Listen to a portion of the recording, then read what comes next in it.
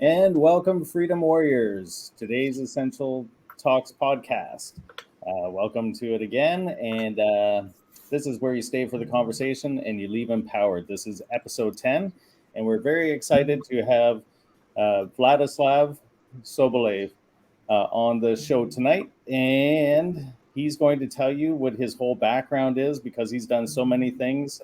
We are just honored to have him on as a guest to bring forward everything we're going to talk about and what the initiatives are, what he has done, and where all this is going. So, again, we're going to welcome Vlad and also my two lovely hosts, Jessica and Kimberly. So, Vlad, give us a bit of your background, where you're from, how you got things going, all that kind of stuff. Sounds great. Thank you, Jamie, Jessica, Kimberly, and Stephanie, your background. It's a pleasure to be with you all. And as I mentioned just before we started, I want to thank you all for doing what you can for this tremendous project, which is so needed and so in demand.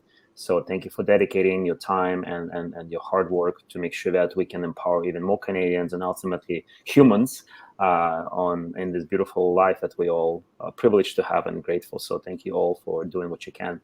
So yeah, my name is Vladislav Sobolev. I was born and raised in the Soviet Union. I kind of represent the last generation of children being raised in totalitarian, authoritarian Soviet Union regime. I came to Canada as an international student in August of 99, and I came to this country for primarily two things: freedom and opportunity. And that's been 22 years ago now. And I lived primarily in Toronto for 21 years first, and I moved now to British Columbia, Vancouver, end of last year. So many of you know me probably from Hugs of a Mask, the original freedom civil rights movement within COVIDism, as I call it, COVID era that we're now experiencing for the last almost 2 years. And that initially the mindset for that movement was to be an empowerment network for like-minded people, primarily parents with kids, and to help them build communities around our beautiful country. And we used that with festivals of lives. We had them usually on Sundays in just the park. People would come and just hang out. Kids can play with each other. And also we used that as a platform to combat the brainwash fear propaganda from the government. And one of the main sources we were using was this info cards, which was basically an educational tool. And this is a BC version, which we printed not too long ago. We had the original one, which is more generic, and it talks about being exempt from wearing masks and all that great stuff. So we understood that the government has primarily two things working for them: is ignorance and intimidation, and we can combat both with education and empowerment. So that was the vision with Hugs of Masks. And We Are All Essential is the second initiative that I started actually a year ago. It was October 31st of 2020. We had a huge protest at the Dundas Square on Saturdays, like we usually do. And that's where basically I launched We Are All Essential. And the reason why I launched it is because, the government already was using the definition of essential versus non-essential businesses. And the essential businesses could still operate, and they had pretty much no restrictions, or if any, to conduct the business, and the non-essential businesses were limited and restricted, and most of them not even allowed to open. And that's obviously where We Are All Essential mindset is coming from. And for me, there was also a big parallel to the Soviet Union, where we were told that everybody is the same. Now, me as a child at 8 years old, I had to line up outside of the store to get into the store, and then I had food coupons, which means our family was restricted with how much food we were allowed to buy for a month. It did not matter how much money you had, but that's the restriction. This fictitious deficit and stress was applied on the people to keep them suppressed. And at the same time, we had the politicians within, communist government and whatever other elites status had, and they had, whatever food they wanted to have, caviar and anything else, and then able even to travel outside of the country, where the regular people like myself and my family were not even able to leave the country. We obviously traveled within the Soviet Union, but to apply for the international passport to go to England or United States or any other places in Europe, there was no process to do that. So there was a lot of parallels for me between my upbringing and what's been happening in Canada from the beginning. And I saw the red flags, massive ones, from pretty much day one.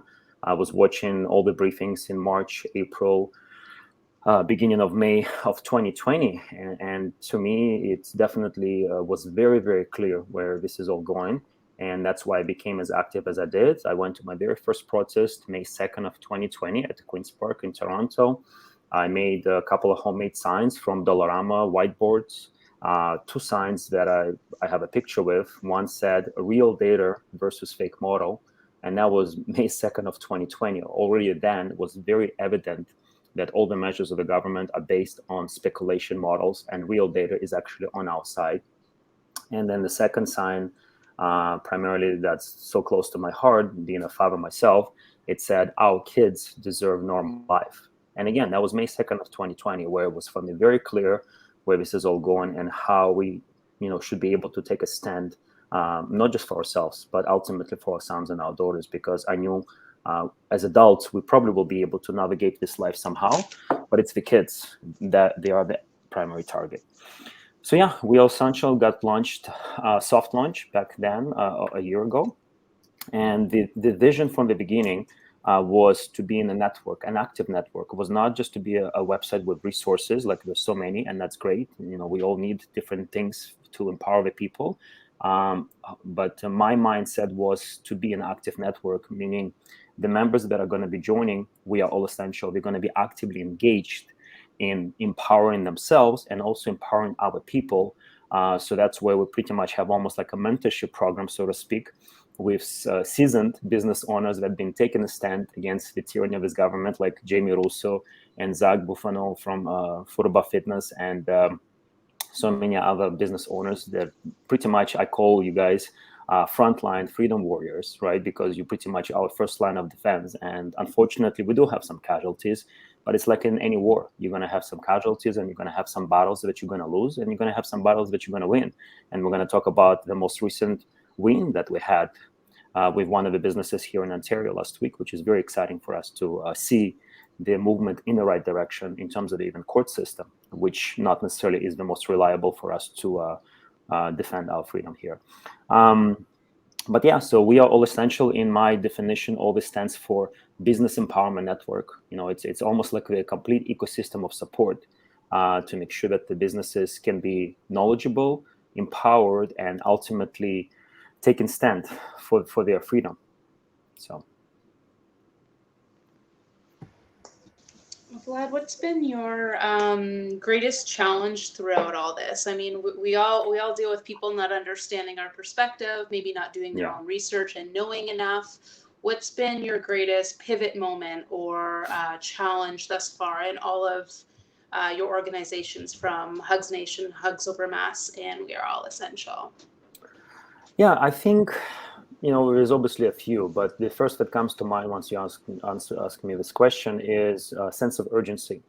I don't think people really understand the severity of situation that we're currently in, and I'm really clear that most people don't understand the trajectory where this is all going, and how fast we potentially can end up in a very serious situation. We do have a luxury, unfortunate luxury, with Australia being an example of what we can so-called look forward to, where the tyranny is completely just insane what's going on in some parts of Australia, not the whole country as well. That's where there's a lot of mixed messages, but we can see what potentially can happen with so-called free democratic country where people literally have as little freedoms and in North Korea at this point, right? So understanding sense of urgency and ultimately, the biggest challenge, other one would come to my mind, is people just so intimidated, and that fear almost like puts people in a freeze, right? Like we don't even think clearly. So that's why, again, all we can do in that stage is just to empower people, just to give them a perspective, so then they can connect the dots. They can understand how urgent this is, how real it's becoming. And, using an example with Adam Skelly from Adamson's Barbecue, one of the founding members of WeAreAllEssential, I mean, we had end of November, which is coming up 1 year anniversary, where the government of Toronto City, the bureaucrat, the villa, literally with a stroke of a pen, said that your restaurant is no longer yours. This restaurant now belongs to me, the city of Toronto, and that's unprecedented. That happens in Cuba. They come to your house and they say, this house is no longer yours. Somebody else will be living in this house, and you can go, either we have a different house for you or a room to live, or you can go live on the street. This happens in Cuba, right? But last year we had, the tyranny of the Toronto government exercising and kind of giving us a glimpse into the future of what potentially can happen with all the businesses. And that's, again, drawing back on my on my past living in the Soviet Union. Yeah, like that can easily happen in Soviet Union, where we actually even didn't have a private property as a concept at all, right?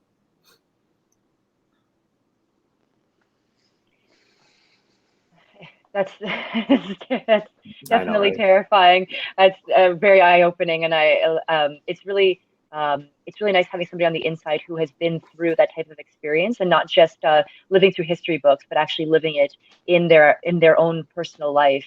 As unfortunate as it was to have to go through something like that, it really does bring it to light, especially now, the parallels that are happening, and how important it is to stop it now before it gets to a point in which we can't stop it, where we continue to lose our power more and more.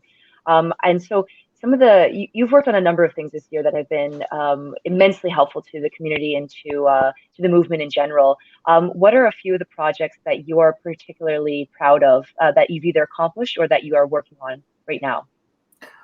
Yeah, thank you for that question. So, I mean, with WeAreAllEssential, like I mentioned earlier, of course, we have some casualties, so to speak, of businesses that, were forced to shut down, and people just, got tired of fighting and they moved on with their life. And I do my best to at least acknowledge their sacrifice, because there was a real sacrifice, and thank them for that, and appreciate their commitment for freedom, and wish them all the best. And hopefully things, work out for the better, right? That's the other thing too. Some so-called losses for some people might be an opportunity to start something new, and you never know. Something new and better, potentially will come into your life. And I do believe in karma, and I do believe in intelligent universe, and whatever else you want to call it, that everything's going to be balanced in the end. You might have a short-term defeat, so to speak, but then at the same time, especially if you're empowered by being part of this network and doing other things to be more grounded in this life, you will be able to turn your life around. And on that conversation, even to just draw back to the previous question, everything that's been going on with the government mandates and complete just tyranny on the small businesses, I just want to really make it clear for people that might be still confused or maybe not really sure. The government has made zero mistakes in this stage in terms of the tyranny that they want to impose on the businesses. They're not confused. They're not really, it's very deliberate. That's basically what I want to say. From day one, the assault on the small business sector has been 100% on point. And the reason why is because if you really think about it, what kind of the people are the business owners? They're independent. They are free thinkers. They take responsibility and charge of their lives. That's why why would you want to start your own business and sacrifice the security of the paycheck, potentially take a risk, right? Start your own business because you want the reward. You almost want to have that independence.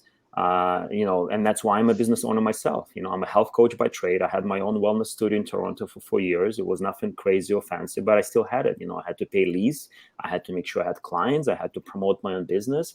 And guess what? It doesn't matter, how sorry I felt for myself. The first of the month, I had to pay the lease, and I had to make sure that all the bills are paid. I didn't have the security of the paycheck per se, right? Outside of, having maybe some residual income coming in, but I'm just talking about the business aspect in general. So the tyrannical government cannot coexist with independent, free-thinking people, right? And that's been a strategy for all the tyrannical governments in the history, where they would economically suppress these people first, to kind of keep them silent and making sure that they're not able to take a stand and fight. And that's what we've been seeing, right? So that's kind of a little bit for the previous question. And then to, you know, what I'm proud of is I'm proud of people like Jamie. I'm proud of people like Zach. I'm proud of you know, people like yourself that are now being part of this network. I actually would ask you guys back the question, and maybe we can go a little bit in a circle, and maybe you can share how the WeAreAllEssential, you know, benefited you. But I know from so many of you and private messages that I get, people are different after being, even just watching some of the videos that, you know, Jamie and other people are sharing, that they are taking a stand. And I actually re-listened to the book. I listened to a lot of books. That's why I'm, again, really thankful for this podcast, because I'm personally auditory learner, and I consume a lot of information by listening. So I listen to a lot of books. I re-listen to a lot of books. And one of them I highly recommend for everybody to either read or listen or both is Malcolm Gladwell, David and Goliath. And in that book, Malcolm discusses extensively perceived strengths that actually can be weaknesses, and ultimately perceived weaknesses can be strengths in life. And he uses a lot of examples throughout the history. And you don't necessarily have to agree with everything in that book as well, disclaimer, right? But you can always learn something from if you're open to it. But in that book, he discussed in the Second World War, where the Nazis, they wanted to bomb London, England, heavily, because that was almost one of the main targets. And they wanted to create a psychological attack on people living in London. And they thought by like bombing it like crazy, they would able to take away the spirit of the people and to be able to defend the freedom. However, what happened is they had a lot of so-called near misses, where people survived the bombing. And in the result of that, they almost become fearless and almost feeling invincible, right? So in that, you know, kind of tragic occurrence, what happened as an outcome created much stronger and resilient people.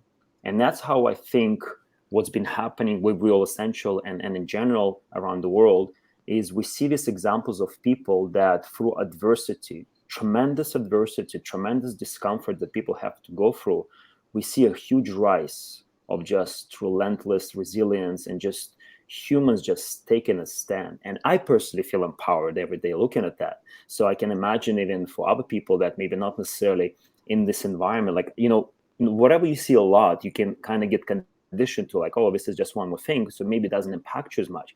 And I still feel impacted, right? I can only imagine for somebody for the first time seeing the business owner taking a stand, or maybe going to the food court or whatever, and able to stand your ground against the security guards or police and like, no, I'm going to eat my food. It's my right. I bought this food here and I'm not going anywhere until I finish it, right? And seeing like even elderly grandmas doing that. And hopefully man would get some courage from seeing those examples. So I would say my number one mission in everything that I've been doing with Hugs of a Mask, WeAreAllEssential, and the new initiative that, you know, doing my best to get things going with, which is I'm Free Canadian. And I'm happy to see Canadian Bill of Rights with Jamie there. We'll talk about that in a moment. Everything that I've been doing was ultimately to impact and empower Canadians to rise up. And ultimately, I believe the reasons why we're in such troubled time right now in our country and in general in the world is because we don't have enough leaders taking a stand and ultimately taking action. Because you can talk all you want, but it's leadership in action truly shows if you're a leader. And so, yeah, I would say my success, and I take it with huge gratitude and acknowledgement to a lot of people that have been helping me along the way in many different ways, you know, supporting with donations and time and energy and just commitment and spreading the awareness of the work that we do. We are all contributing of rising leaders in this country. And I think that's one of the reasons why I continue to be empowered and inspired for the bright future of our country. Well said. I often actually wonder how many of us have had a past of bullying and shaming and discrimination, and this is our chance to, right? I think maybe we all have been a victim to that, and not to play the victimhood mentality, but I think I believe we're all put in a position to own our own businesses during this time, so that we have that courage to stand up to these bullies once and for all. And I think our pasts have really put us in perfect alignment for where we are these days. So I've always wondered how many of us have dealt with this kind of stuff, right? I think most people and most strong people, I would think the reason why they're strong now is because they had to become strong. Actually, again, to reflect on my personal history, I was actually excused from phys ed class as a child because of my poor health. So I was literally had an exemption to my phys ed class, to physical education class, meaning just to go and do whatever exercise you would do at school because of my poor health. So this whole concept of exemption to the mask and everything else, like as much as people want to question from the outside, even within the work that I do, I personally had to experience that. And that's why I can relate so much for people needing an exemption to just go about their life. But I was able to overcome that adversity where I actually became a health coach and I competed in bodybuilding and I did a triathlon and like I did all those things. So, and then I look at the people that I was growing up and they had great physical health as young adults. And right now they don't, because we took it for granted and they almost thought that we're always going to have it, where I had to work hard. Everything that I had, I have to build on my physical health. And that's why I'm so more careful at it. And I also became in the process a different individual because I had to overcome the adversity. So I almost can say with 100% assurance, at least my personal perspective, whenever we see a strong individual, is because they were so-called weak in the past and they had to overcome whatever weaknesses or challenges they had. And in that process, you become who you are now. That's why I say we are at the perfect time, at the perfect place, and you are a perfect person for everything that's going on in your life, because your whole life made you who you are right now. All of it, good, bad, and ugly, so to speak. Yes, I completely agree with what Kim was saying in terms of having experienced, bullying and having to, push back past that and getting to a point in your life when you say to yourself, I'm not gonna go through that again. I'm not gonna put myself through that. I'm not gonna allow myself to feel low and be kicked low and stay low. So that's my actual experience as well too, in terms of having had experienced bullies, having gone through this, and my husband actually was the one that brought up to me. He's like, this is bullying, and I didn't see it that way until I did. And then it was Jamie's videos that really pushed me to take a stand, because a bully might not just be the person in front of you. It could be the system, and it can feel like a David and Goliath story. But at the end of the day, when you look at the story of David and Goliath, and with anything, even like the Wizard of Oz, the man behind the curtain, really, the things that we give power only have power because we give it power. And so, so coming from that standpoint, yes, it can be very taxing to stand up to something that big, but the more and more of us that rise to that occasion and become leaders. And you mentioned the food court video, and I think that we'll link that into the description below, because it's such a fantastic video to see. Honestly, watching that, it was so empowering. I absolutely loved it. And I was like, where can I get this package? I need this package that they're referencing, which again, we can also link in the description below too. Yeah. But it's on really, our website.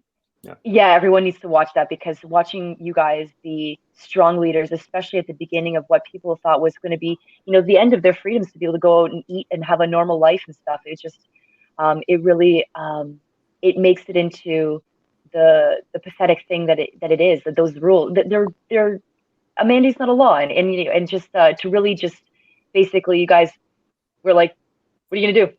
What are you gonna do? And it was just so fantastic. So yeah, I just gotta say that was just fantastic. Yeah, no, it was great. So that was the first day of the mandate in Ontario, and I flew in the night before because I knew it would be very, very crucial for us to do something in Ontario. Again, living in BC, I do my best, and having a newborn daughter I'm blessed to have. I still understand, I do it for her and all the kids in this country. And it's still very important for me to be as engaged as humanly possible back in Ontario, because it is a main battleground. So I flew in the night before the mandates went into the effect. And yeah, I mean, we had our City Hall rally in Toronto. Was raining and kind of not as many people showing up, but then 6 of us in total, with Jody, Dermot, Karen, Mukesh, and Jim, Kira Bubblebus, we all went to have lunch at food court, and people can watch the video. I think it's well above 3 million views or more between different platforms. And yeah, it was definitely epic to be able to stand the ground, all of us, such a diverse group of people too. It was really cool. Like literally, we had all walks of lives, all ethnic backgrounds, professional backgrounds. Did not matter. We just came to have lunch in a food court of all the places, but it was beautiful. And the irony of life is sent two police officers, 6'2" black guy and maybe 5'7" Chinese man, to enforce segregation policies on Canadians. I could not just go past the irony of life, and I had to tell them, Officer Langford, Officer Chan, or I can't remember the Chinese officer name now, but like, have you studied your history, guys? Like, seriously, what are you doing here? And yeah, it was pretty cool that Jody had a package with Dermot, and they read the Trespass Act, and we did it very strategic as well. And I think it's important for me to mention that when we are taking a stand and we're doing peaceful, united non-compliance, which I do believe is pretty much the only way for us to be able to defend freedom in this country, and making sure that we don't go into the more severe situation where potentially things can really get escalated and get violent. And we want to prevent that as much as we can, because once things go that way, it's very hard to go back. It takes a long time. We have, again, examples in history with Polish martial law and the freedom movement there, where once the martial law was implemented, it was like a disaster in the country. It took like 10 years to kind of get back on track. So we want to make sure this doesn't happen in Canada. But yeah, it was interesting to see that, yeah, this is definitely what's happening, and we're making sure that it doesn't matter if it's legal. Slavery was legal, segregation was legal, many places around the world in the history, but it did not make it right. And willingness to push the boundaries, but also be smart and strategic about it, right? So later the same week, when we had a protest at the Dundas Square on Saturday, like a bunch of people tried to storm the Eaton Center, and that was silly and unfortunate, because you had like 20 cops at the front, 20 security guards on the inside, holding the doors, and it's just not the way to go about it. So I just want to reiterate that when we do peaceful, united non-compliance, we also have to be strategic and smart how we go about it. You could have easily went to a different entrance with only 6 people, and you would have much better example of successful united non-compliance. And what I also share now in my speeches is that we have to be willing to get uncomfortable. The challenge why I think we are in such a culture of compliance and obedience, because we've been conditioned for a very long time to seek comfort in all the areas of our life. And guess what? Going somewhere with no mask, or going somewhere with no vax pass, and standing your ground is very uncomfortable. So we've been conditioned to go the other way for so long that for people to kind of even just tiptoe on the other side is almost like unfathomable, right? So we have to be mindful of that, and we have to really empower people. We have to get uncomfortable, and we have to, because when you seek comfort, there's only a couple of things happen in the comfort zone. You become lazy and you become weak. And that's not the place to thrive in your life. So, and also the other thing that I say now often, and I said it even before, but I'm kind of going back into it, we have to make sure that we empower our children, right? Like I said from the beginning, this is ultimately the war on our sons and our daughters. And you have to have, of course, age-appropriate conversations, but you want to empower the kids to stand the ground. And ultimately also an example for your children. I want to give shout out to Rob Primo from Niagara area. He went to a food court there with his son, 3 years old son. Like, can you imagine how uncomfortable it's going to be? So, but he still did it. And it was an example for his 3-year-old son that my dad stood the ground. And I wish there was more people like that. And there was another lady that went to the Eaton Center. I think last week I reshared it, the video. So we have this, like, still not as many people as I'd like to see. So as much as people loved the video and then millions of them watched it, like, how many people do we have doing this? Not as much as we should at this point. So again, like, going back to the sense of urgency, I don't think people don't understand the tremendous sense of urgency we need to have with what's going on right now. Yeah, and I want to hit back to the protests. Like yourself, this was the first time I've ever been involved in protesting. I was later to the game. I started early March. The first protest I went to is because I spoke at it. So I jumped right in, I guess. But you've been involved with the protest right from the beginning. So I want to get your viewpoint on the transition, on what you have seen with the protests, how they've started, where they're at, and where you envision them going to, alongside with all the initiatives that you're involved in, and how we can motivate individuals to get on board and utilize the power of speech on a podium. Because I know you talk at a rally very different than a lot of other people's, and this is what I've always commended about you, is that you'll actually give an action plan or resources, which I'm starting to see a lot more in rallies now, whereas before it was just a point out the obvious session. So I'll let you expand on that. Yeah, no, thanks, Jamie. It's important. I mean, mind you, I've done a lot of personal development work. I've done a lot of different courses. Like I mentioned, I listened to a lot of books. I was blessed to even get trained by Jim Rohn, the teacher of Tony Robbins back in the day. So, I have a lot of, kind of foundational work happen. So, I just empower people to do the same, right? If you have an opportunity to speak in front of, even 10 people, 100 people, thousands of people, please understand it comes with responsibility, right? So you want to be mindful how you present yourself, how you communicate with people.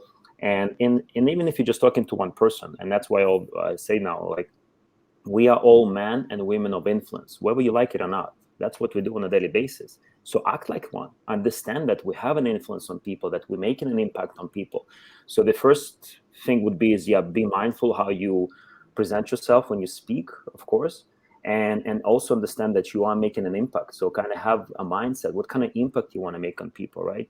So that would be a little bit about how I conduct myself. So yeah, I see a few things, of course, in protest settings across the country, as I'm, privileged to travel and impact people and have, opportunity to speak to thousands of people in the last year and a half.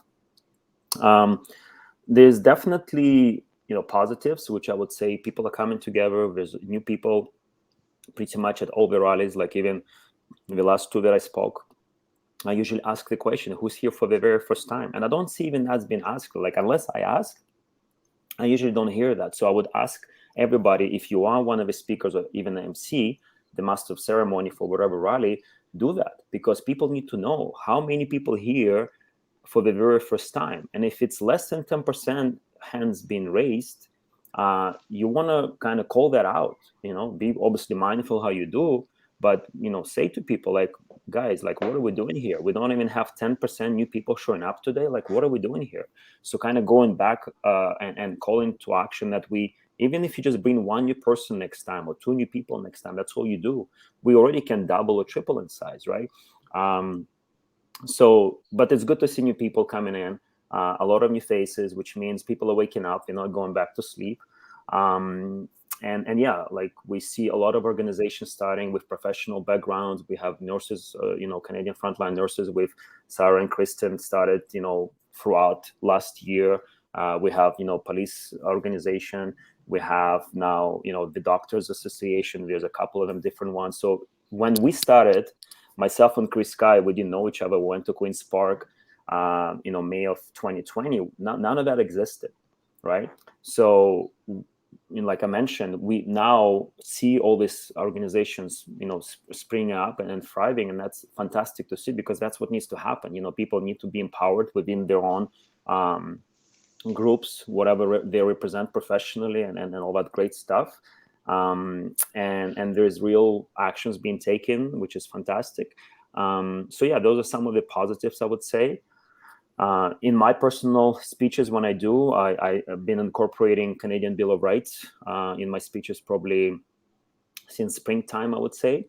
My favorite thing to do is actually to read the quote underneath, where it says, "I am a Canadian, a free Canadian, free to speak without fear, free to worship God in my own way, free to stand for what I think is right, free to oppose what I believe wrong, free to choose those who shall govern my country.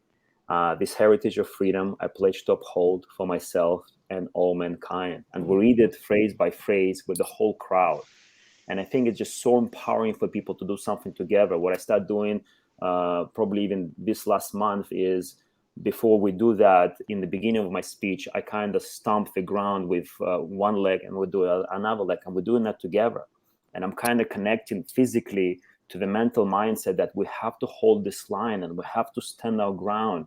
And doing that as a crowd of people with 100 or thousands of people, that's extremely empowering, and that's leaving a lasting impression, right?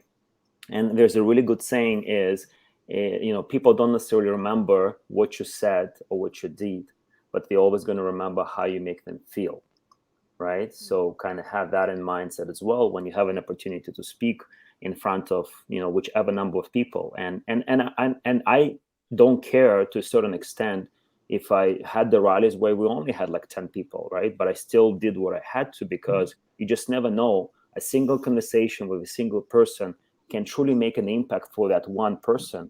And for that one person, that's a whole world. But you also don't know what that person going to go and do too, right? So there's always a compound effect, and there's always a butterfly effect from just one conversation. The whole world can change, and often does. So those are some of the positives and all that stuff. I don't want to spend too much, but obviously there's a lot of, as people like to throw around, control opposition stuff happening. And those are obviously operatives from the government been infiltrating into our freedom movement from day one. And on that note, there's really two good movies that I recommend to watch. I sent them to Jamie before. One is The Trial of Chicago 7, which is based on true story. It was released last year, or beginning of this year, I think last year. And it showcases the real protest that was happening at the end of 60s in Chicago against the Vietnam War. And that movie is really fast pacing, so I would suggest for you to pay attention when you watch it. But you will see what happens when things get infiltrated, so to speak. And then the other movie I just watched on a plane to Toronto last month is Black Messiah and Judah, or Judah Black Messiah, and that's about, again, real story about FBI informant infiltrating Black Panther chapter in Chicago as well, actually. So it shows you like real examples of this happening. And guess what? It's happening right now too. But the thing that I want to bring up quickly and move on is there's also what I call oppositions that are being controlled. And in my definition, those are the people that started with good intentions in our movements. Unfortunately, they get played and manipulated by the control opposition and on their egos, insecurities, and many other things. And then those people create a lot of stuff that we have to deal with, myself primarily, being on the attacked and all that stuff. But you know what? It comes with territory. I do my best not to take things personally and just move on. But I've been calling out a lot of things in the last few months. In the beginning, because again, doing this for almost a year and a half, that's what I've been managing for almost a year and a half. And before I would just not even address it, not pay attention to it, the work, and as I said earlier, just let the work speak for itself, right? Because leadership in action, right? But I've been calling things out for the last few months because I see tremendous damage being done to the freedom movement, where the people don't even want to get involved because of all the drama and all the nonsense. So that's something that I'm not going to stand for. And I'm going to end with this: is if we are defending freedom and we opposing segregation, slandering, and censorship from the outside, but then we have the same thing happening on the inside of the freedom movement, what kind of gives us the moral authority even to do this work, right? So it's completely hypocritical that we have to do some of this stuff, but it's just part of it. So do what you can, do your best, address things when you have to. It's not just about being silent and then moving on, because if we're not addressing the issue at hand, it's just going to foster. And if you have infection in one leg, potentially can spread for the whole body, right? So my approach at this point, and people might like it or not, but that's the reality. I'd rather stand on one good leg than allow the poison leg to kill the body.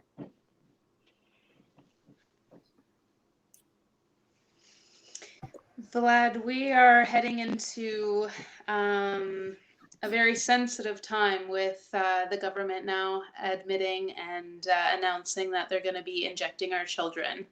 As a father and new daddy, what do you want to say to parents who are considering that and don't have the information to know all the detrimental effects of it? Yeah, so that's a good question. And again, ultimately, we have to protect all the kids, and that's what I always say in my speeches now as well, because it's always important to protect your own family. But what about other children, right? And imagine if every single parent in this country who's within freedom movement. I'm not saying every single parent, but imagine every single parent who's within freedom movement does the work not just to protect own children, but to protect all the children, right? The level of work that was going to take to do that, and it will ensure that we have protection for all the children, right? As much as the government wants to push the phrase on us, all children lives matter. Well, guess not. We're not, right?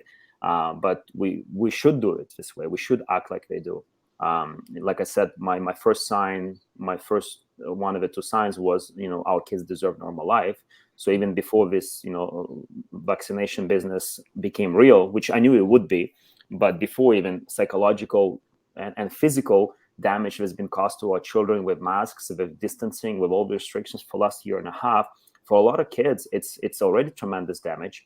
And for some kids, it might be permanent. For some kids, they might need a lot of therapy. And we have a huge spike in childhood suicide rates as well, which showcasing tremendous damage being done to children before this vaccination business. But we knew this was coming. I knew this for sure, because again, being a health coach, I've done a lot of work before all this COVID nonsense, where I was explaining the difference between being self-reliant and not relying on a big pharma, and understanding big pharma actually doesn't want to make you healthy. They are in a sick business, not health business.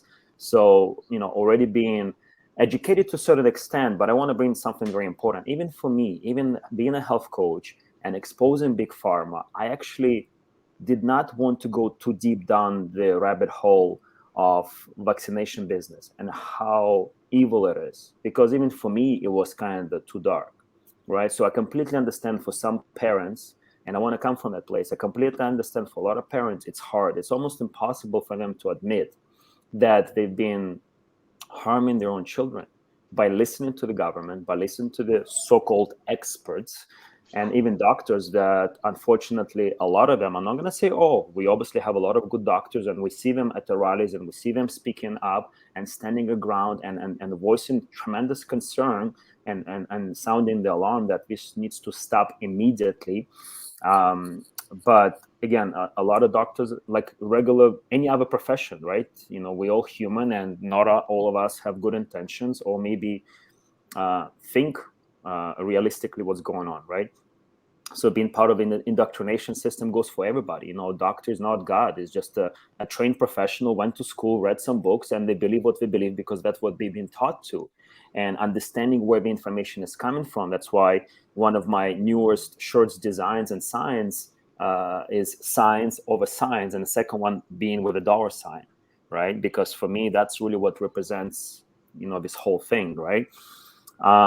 But to answer your specific question, I would have these conversations with people, like I just said, understand that it's difficult for them to admit that there might be some harm in this vax business that's been going on even long before COVID, but especially with COVID, and share some of the examples of parents already having regrets, because unfortunately we have a lot of, unfortunately, examples of kids already being injured or quite a few already dying from taking these jabs, and parents are realizing that, yeah, this is what happened. So I would say, like with anything, sharing the experience and examples, as hard as it is, it's the reality of life people need to face.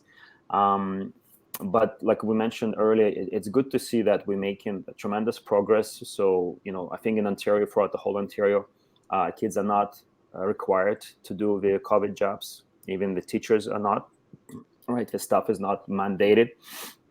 So we're definitely gaining some grounds, but we're pushing through because we have to. And we knew this. Initially, it was only for the elderly. Then it was for everyone who's vulnerable, then was for everybody up to 18, then was for everybody up to the 11 or 12 years old. Now it's everyone 5 to 11. And they're going to stream it all down to the newborn, right? That's the agenda. And to that extent, also for the children, but primarily even for the adults, if people not going to do more than 2 jobs because they say, I'm just going to do 2, please understand, if you want to stay with vaccinated status, fully vaccinated, you'll have to continue taking boosters, right? So the question to ask also to people would be is, if you're not going to continue after the second one, why would you want to start?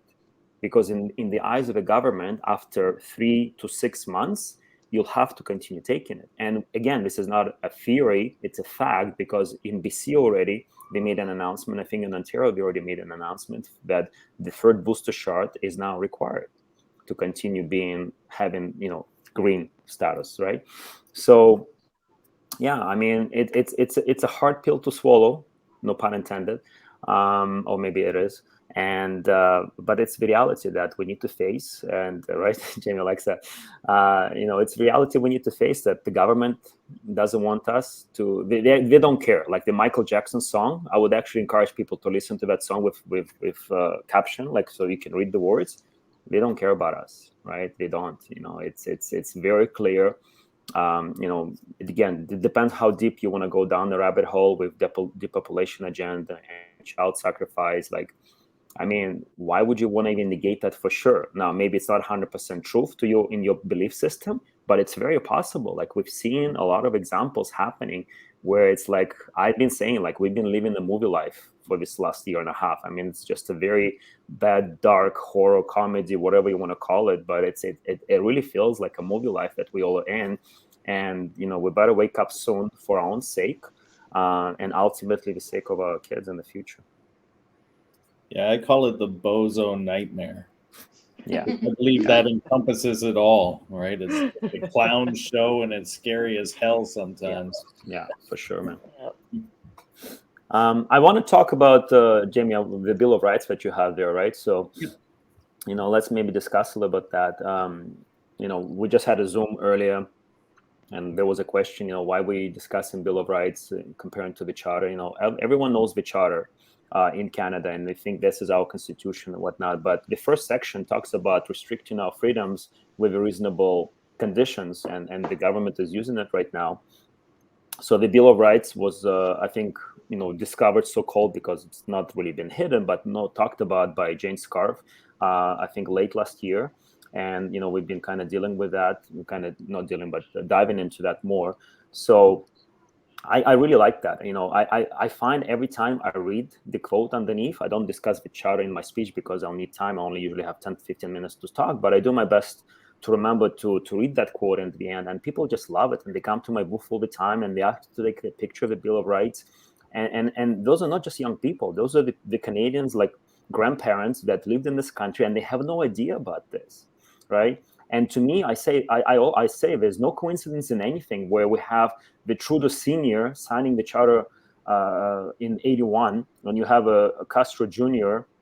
Trying to take away freedom using the same document, where this document, which was signed in 1960 by Diefenbaker, is a tremendous document. And I often even say, play a game if you can, get a copy of both, which you can get for free from the government. They can mail it to you, the Canadian Bill of Rights and the Charter, and play a game as a child, compare the differences between two pictures, so to speak. And you'll be surprised, even just visually looking at each of the documents, I would imagine to a lot of people would stand up differences within each of those documents. But Jamie, what is your take on the Bill of Rights, and how do you find that empowering you personally, and maybe with other people that you've been interacting so far?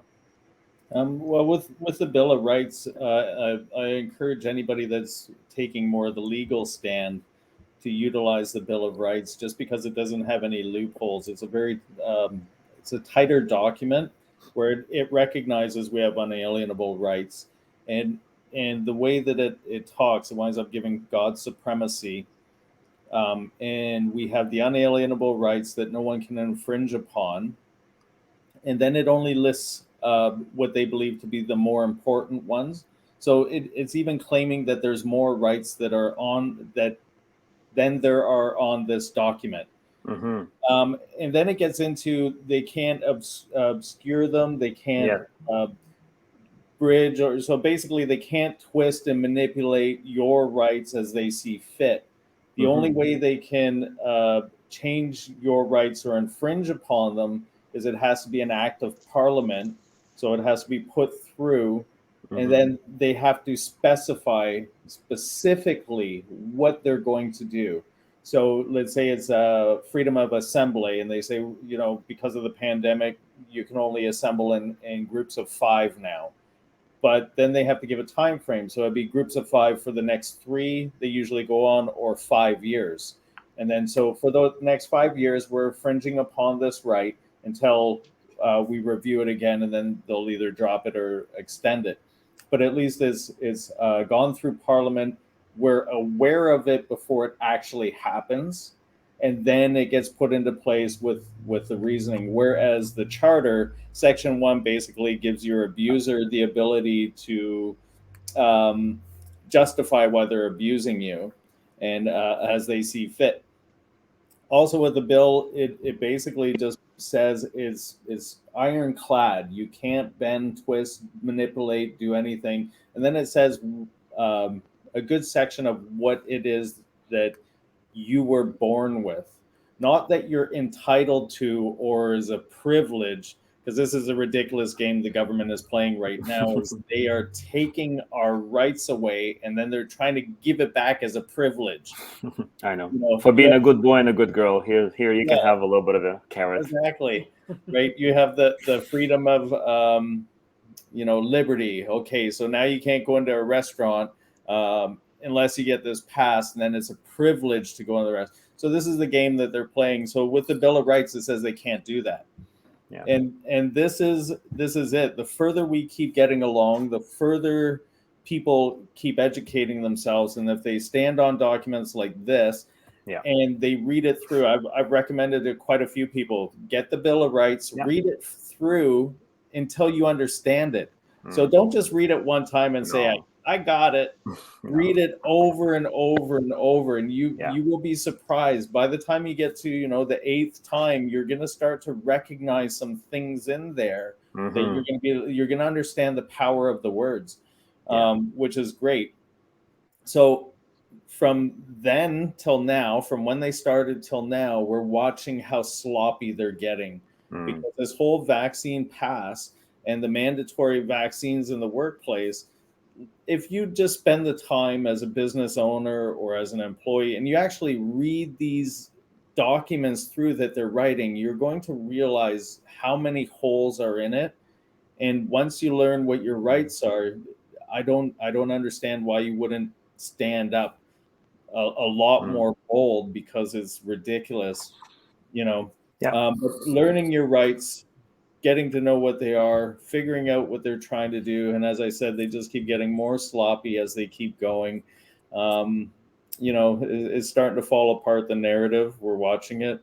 I believe there's a big shift happening. We're watching quite a few things happen. There was supposed to be certain things on the agenda that were supposed to play out by now, but all of a sudden they're saying, we're going to lift it all, which I don't believe for 1 minute. There's something in their slide of hand up their sleeve, so to speak, but we'll see what that is shortly, I'm sure.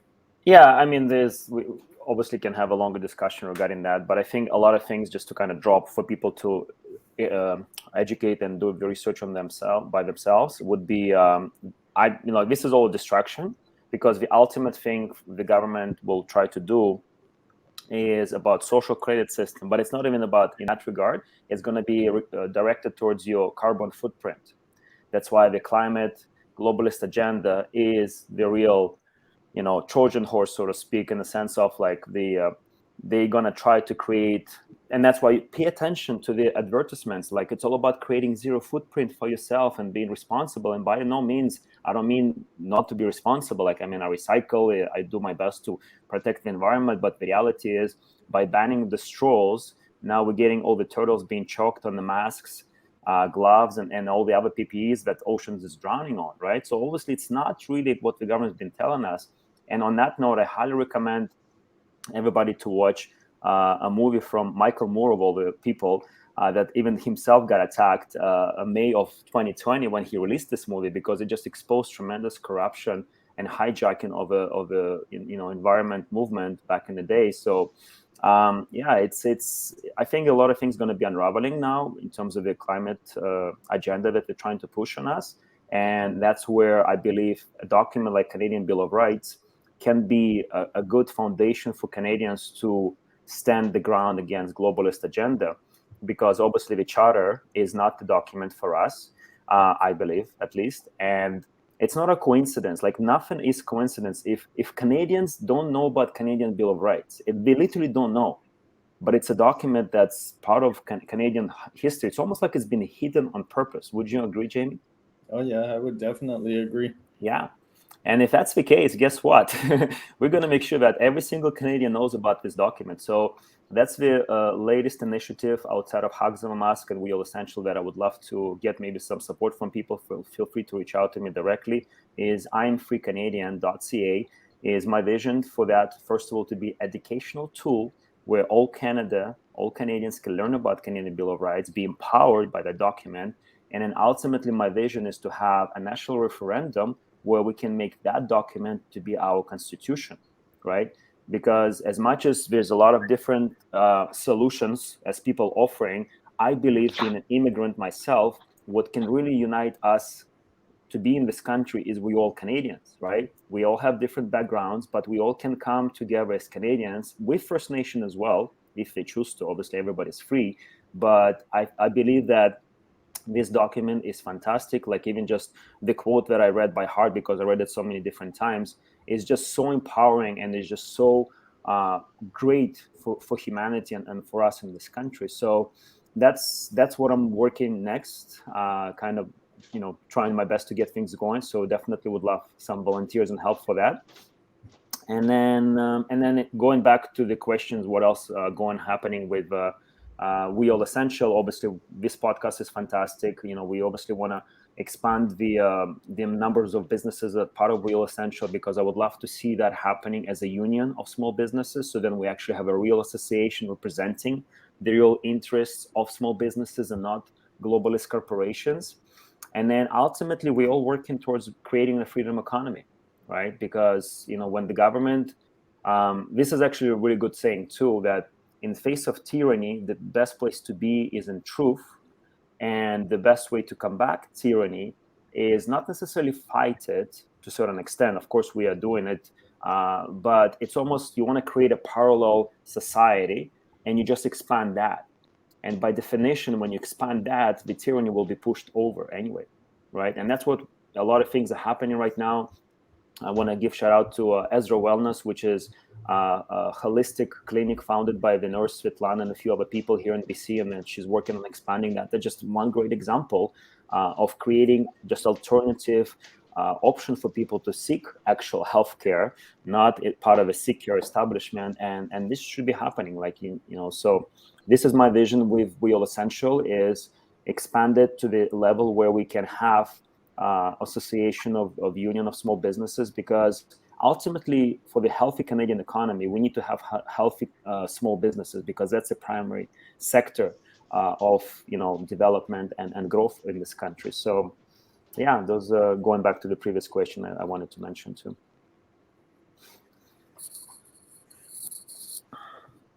Awesome. I think we're going to wrap it up here. We could talk forever. Oh, I'm sure we have.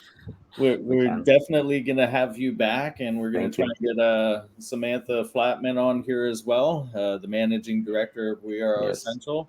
But yeah, definitely a lot of PowerPoints here. Get you back on. We can review a bunch of other topics, but definitely full of knowledge. So all those businesses out there that are watching, and if you haven't joined WeAreAllEssential, how do you join? Jamie, before we go, maybe you can mention the high vibrations, because I said there's been a great victory in one of the businesses taking a stand. So maybe just mention briefly the success. Samantha obviously was one of the people willing to take a stand, courageous, tremendous woman. And maybe you can speak a little bit into that, and then we can wrap it up. Okay, perfect. Yeah, Samantha, she has Good Vibrations, is a dance studio, a healing center. She does a lot of meditation, a lot of work that way on the spiritual side, plus dancing for children and adults and that kind of thing. She's been having a riot.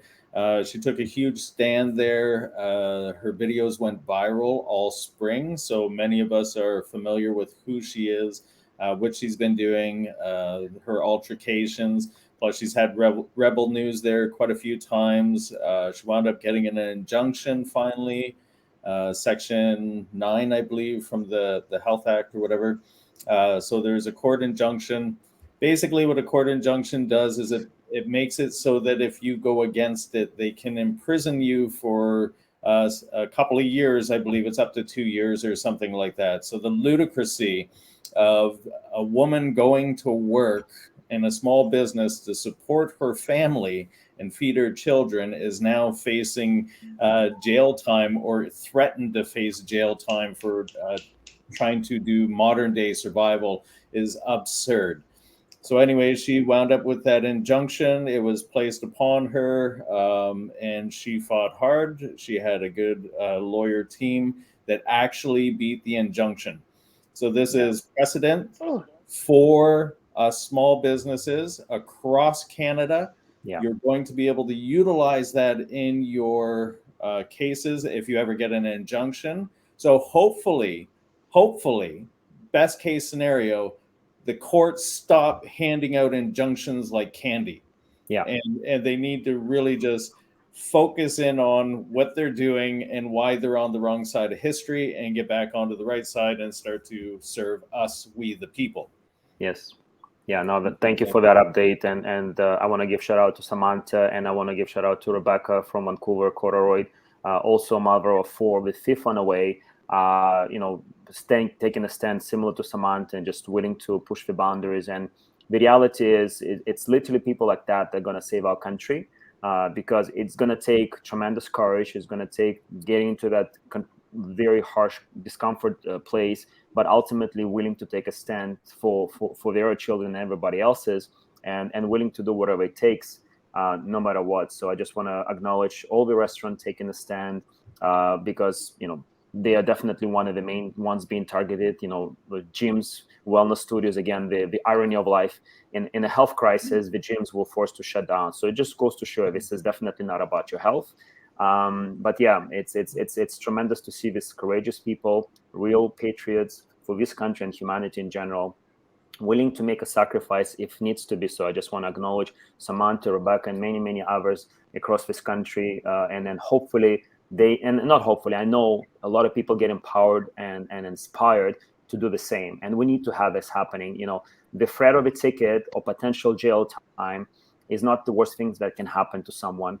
And being scared to lose your license, business license, and that's what they kind of try to dangle over you, is not something to be intimidated, because when tyranny comes across this country, and we'll make sure it does not, but I'm just saying, it's going to be much worse. So we just have to understand the priorities, responsibilities, and willingness to do whatever it takes. Not what's convenient, not what you can, but do whatever it takes. There's 3 different levels of actions that we can take. So, and like I said earlier, the business owners are the frontline freedom warriors for us, and we're just so deeply grateful and thank you for everyone's taking a stand within the business sector, because we know with your help and many other people walking off their jobs, first responders and teachers and nurses and professors, thank you everyone who's willing to sacrifice their careers, their income, because it's going to take a sacrifice from all of us to make sure that we together make Canada free again. Awesome. Well said. Well said.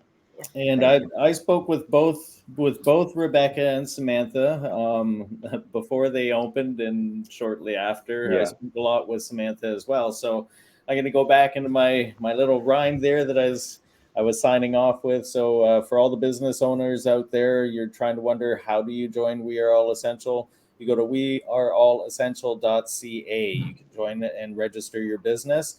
Within 48 hours, somebody will contact you and get you all hooked up into all of the things that we offer, from this web podcast, sorry, the website. You can go public. You don't have to go public. If you want to educate yourself first before you make that stand, that's great. You get involved in our Telegram chats, our Zoom calls. These are great empowering tools. You're going to be able to speak with like-minded people, come up with some ideas, learn about things. This way you can actually take a stand, and the more you learn, the more educated you are, the less ignorant you are, you can take a better stand. The better stand you take actually gets you success. So we welcome you aboard and come join in the fun. And again, anybody that's willing to stand and they need somebody to talk to, I'm always open, and I'm willing to talk to you as well. So on that note, we're going to say goodnight, and we hope to see you soon. Thank you, everybody. God bless us all. Stay healthy.